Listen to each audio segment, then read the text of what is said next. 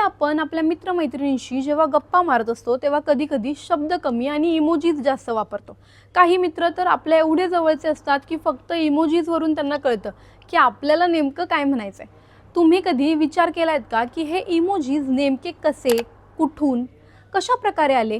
ह्या इमोजी या शब्दाचा नेमका अर्थ काय असेल? हे नाव कसं पडलं? तर हेच जाणून घेऊयात. इमोजी हा शब्द जपानी भाषेतील दोन शब्दांनी बनलेला आहे. ई म्हणजे चित्र आणि मोजी म्हणजे अक्षर. इमोजी इमोजी म्हणजे चित्रात्मक अक्षर किंवा भावना दर्शवण्यासाठी वापरले जाणारे डिजिटल चिन्ह. ह्याची सुरुवात 1990च्या दशकात जपानमध्ये शिगेटाका कुरिटा या जपानी डिझायनरने 1999मध्ये पहिला इमोजी सेट तयार केला. कुरिटा एनटीटी डोकोमोको या जपानी टेलिकॉम कंपनीसाठी काम करत होते. त्यांनी 176 इमोजींचा पहिला संच तयार केला होता. हे इमोजीज 12x12 पिक्सेल्सचे होते आणि हवामान, भावना, खाणं, तंत्रज्ञान यासारख्या गोष्टी दर्शवत होते.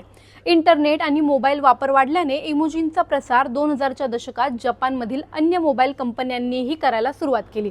जपान बाहेर इमोजी फारसे ज्ञात नव्हते, पण जसे जसे सोशल मीडिया आणि स्मार्टफोनचा वापर वाढला तसे इमोजी आंतरराष्ट्रीय पातळीवर पोहोचले. युनिकोड कन्सोर्टियम या जागतिक मानक संघटनेने 2010मध्ये इमोजी युनिकोडमध्ये समाविष्ट केले. यामुळे इमोजी सर्व प्लॅटफॉर्म्सवर आले. iOS, अँड्रॉइड, विंडोज यांना वापरणे शक्य झाले. ॲपलने 2011मध्ये iOS 5मध्ये इमोजी कीबोर्ड जोडला. त्यानंतर अँड्रॉइडनेही इमोजीला सपोर्ट द्यायला सुरुवात केली. त्यामुळे इमोजींचा वापर झपाट्याने वाढला. युनिकोडने त्वचा, रंग, लिंग, धर्म, संस्कृती यांचे प्रतिनिधित्व करणारे इमोजी तयार करण्यास सुरुवात केली. आज विविध रंगांचे, लैंगिकतेचे, अपंगत्व दर्शविणारे इमोजीज देखील उपलब्ध आहेत.